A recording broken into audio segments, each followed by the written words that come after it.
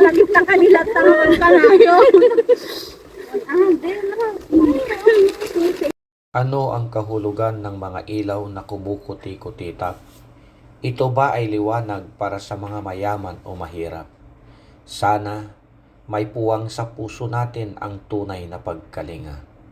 Gawin natin ito bilang isang kapwa, hindi lang sa panahon na nakatutok sa atin ang kamera.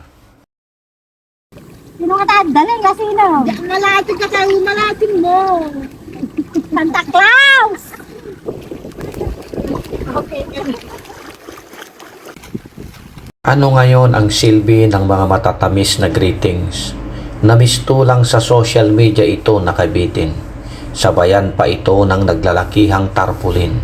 Ngunit sa totoong buhay, ang mga umaasa ng kakapiranggot ay di naman nabibigyan ng pansin. Na kapag tumuntong sa ating bakuran ay halos ipagtabuyan. Hindi man kami perpektong pamilya, ngunit nagsusumikap na maging mabuting halimbawa sa kapwa.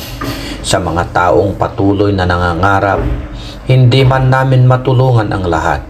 Sana maramdaman nyo ang aming kagustuhan na makatulong hanggang sa abot ng aming kakayahan.